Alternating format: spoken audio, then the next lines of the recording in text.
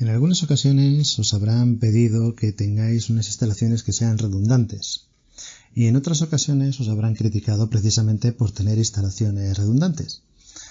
El problema es que muchas veces no se acaba de entender bien a qué se está uno refiriendo cuando se habla de instalaciones redundantes. Vamos a hablar de ello en este episodio del podcast Entre lápices y pantallas. Ya sabes que en este podcast hablamos de todo lo relativo a la gestión de lugares de trabajo, de los modos de trabajar, productividad, etc. Soy Eduardo Arazola y efectivamente el tema de hoy es este de la redundancia de las instalaciones en un lugar de trabajo, en una oficina, en una fábrica, donde sea. Es algo que muchas veces se entiende de manera parcial. Como decía antes, puede que se te critique precisamente porque haya instalaciones que sean redundantes y se considere que haya un gasto energético o incluso un gasto de instalación que sea excesivamente alto para lo que se tiene que hacer y que ya exista una instalación que cubra esa necesidad y estés planteando instalar otra, lo que sea. Pero en otras ocasiones lo que se pide y lo que se necesita es que haya precisamente una redundancia de instalaciones por el simple y llano motivo de que las máquinas fallan. Las máquinas, por muy buenas que sean, las máquinas fallan. Y además, para prevenir que fallen más de la cuenta, hay que mantenerlas. Y para mantenerlas generalmente hay que desconectarlas o situarlas en un modo de mantenimiento que baja mucho su rendimiento habitual. ¿Esto qué significa? Pues que si tú tienes alguna instalación en tu oficina o en tu lugar de trabajo que sea irrenunciable en ningún momento para el funcionamiento de ese lugar de trabajo, para el desarrollo de esa actividad, lo que vas a buscar es que haya una redundancia de tal manera que cuando tengas una avería o cuando tengas que hacer el mantenimiento de esa instalación o de esas máquinas, puedas seguir funcionando con normalidad. Y esto implica que la presencia de dos instalaciones o la presencia de dos máquinas llegue a ser suficiente por sí sola en cada una de sus, vamos a decir, mitades. ¿Qué quiero decir con esto? Pues mira, un ejemplo muy claro y muy ilustrativo suele ser en las salas donde hay servidores y demás. No estamos hablando tampoco de uno de estos grandes centros de procesamiento de datos, que son edificios completos, sino de estas salas que hay dentro de las oficinas o dentro de las fábricas, donde están los armarios, los famosos racks, donde están los servidores y la electrónica de red. Estos aparatos pues disipan bastante calor y esas salas pues enseguida cogen unas temperaturas pues bastante altas. Y al coger esas temperaturas bastante altas pues todo va mal, desde que los propios aparatos pues empiezan a fallar, porque hay pues exceso de temperatura precisamente, aunque sea provocado por ellos mismos, o incluso puede haber un riesgo pues de que algo pues se prenda fuego o lo que sea, ¿no? Entonces, ¿qué se hace? Pues esas salas suelen tener una instalación de refrigeración, exclusivamente de refrigeración, que lo que hace es que, bueno, pues contrarresta ese incremento de temperatura que producen los elementos de la electrónica para que se mantenga una temperatura dentro del rango de su funcionamiento, del funcionamiento de los equipos, de lo que indiquen los fabricantes como ese rango de temperaturas óptimo. Bien, en muchas ocasiones, por una cuestión presupuestaria, pues se instala una máquina de refrigeración y oye, pues es una cuestión presupuestaria, pues poco hay que discutir. Si no hay dinero para hacer la instalación como es debido, pues se hace lo que se puede. Y bueno, pues al fin y al cabo, pues hoy tienes una máquina de refrigeración que estará haciendo su trabajo mientras funcione. Pero lo más habitual es que dentro de estas salas pues haya dos unidades de climatización. Haya dos splits, dos cassettes de techo o lo que sea. Incluso cuando se habla ya de máquinas de refrigeración, de control preciso, de estas que son pues ya máquinas de pie que van con su conducto por debajo del falso suelo o del suelo técnico o por encima del falso techo, etcétera, que ya hacen una climatización mucho más potente y mucho más precisa. Incluso en estas ocasiones también se suelen colocar un mínimo de dos. Esas dos unidades están ahí por una cuestión de redundancia. Esa es su razón de, digamos, existir. Otra cosa es que luego, como ofrecen muchas más posibilidades, funcionen de maneras diferentes aprovechando esas funcionalidades que dan. ¿Qué quiero decir con esto? Imagínate que tú tienes la necesidad de contrarrestar, pues qué te voy a decir yo, 5.000 calorías dentro de un espacio, pues lo que sea, ¿no? Dentro de esa sala técnica, por ejemplo, ¿no? Y entonces pues tú tienes dos máquinas de refrigeración y dices, bueno, las tengo para paliar esas 5.000 calorías, entonces vamos a pensar que tenga pues esas 5.000 frigorías, por ejemplo, ¿eh?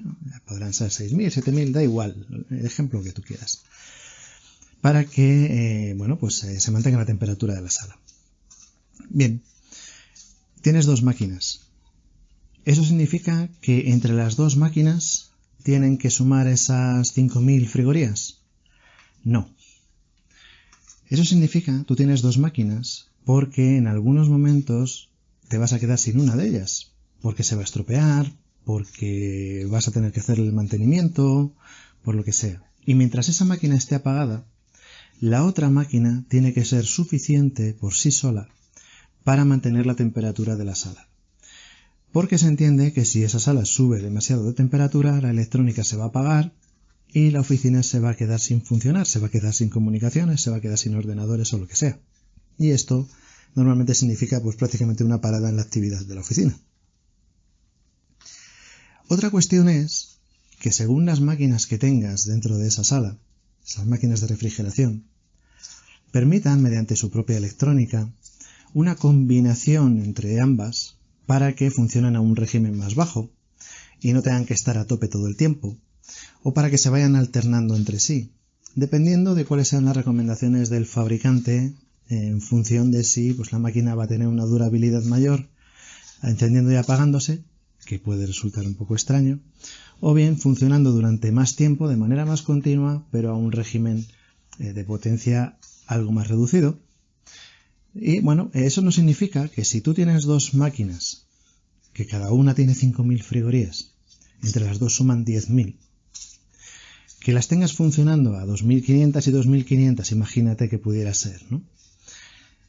Y llegado el momento, pues cuando tengas que hacer el mantenimiento de una de las dos máquinas o se estropee una de las dos máquinas, la otra máquina tiene que subir su régimen hasta las 5.000 para poder funcionar perfectamente en la sala. Es decir, la razón de ser de que tengas dos máquinas es que puedan funcionar cada una de manera autónoma, independiente y sea suficiente para los requisitos de la sala. Otra cuestión es que si las máquinas permiten un mejor funcionamiento trabajando de manera combinada mientras ambas máquinas estén funcionando bien, no tengan ningún problema, no tengan ninguna necesidad de mantenimiento y se pueda aprovechar pues un régimen más bajo de potencia o lo que sea, pues estén funcionando así. Pero no te equivoques por ello de decir, pues es que podríamos quitar, imagínate que llega un momento en el que se rediseña la oficina y se rediseña esa sala. Y entonces podrías pensar, pues ya que vamos a hacer una inversión en instalaciones nuevas, pues podríamos quitar estas dos máquinas de 5.000 frigorías y poner una de 10.000. O dejar una sola. Si una sola ya tiene, en vez de estar funcionando dos máquinas a la mitad del régimen, pues dejar una sola y que esa máquina pues lo cubriera todo.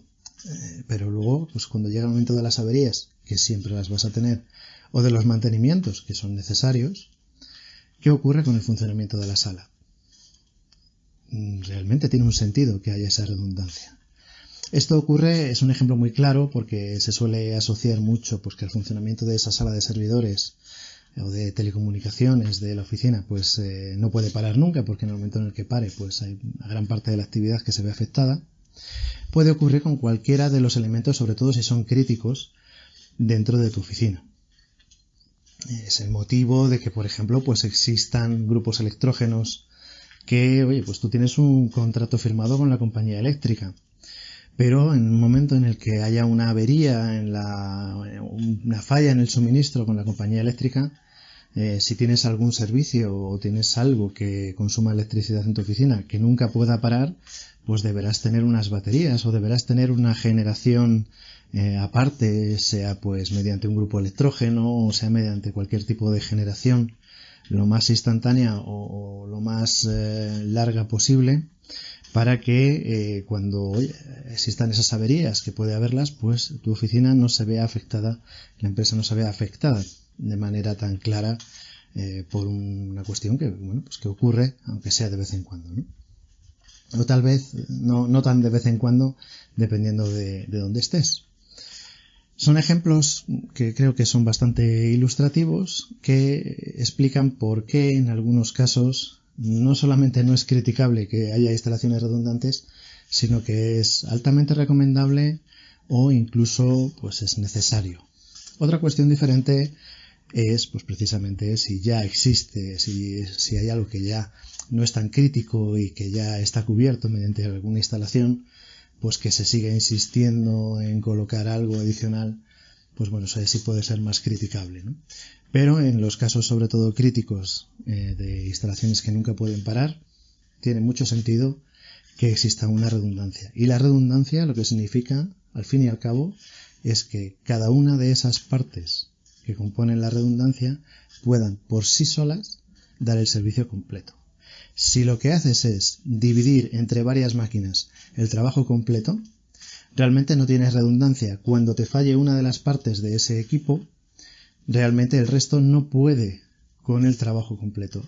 Por tanto, no hay nada que sea redundante. Sigues teniendo, es como si fuera una máquina grande, pues la tienes en 2 o 3 o 4 máquinas más pequeñas, pero no te soluciona el problema. ¿De acuerdo? Espero que haya sido ilustrativo.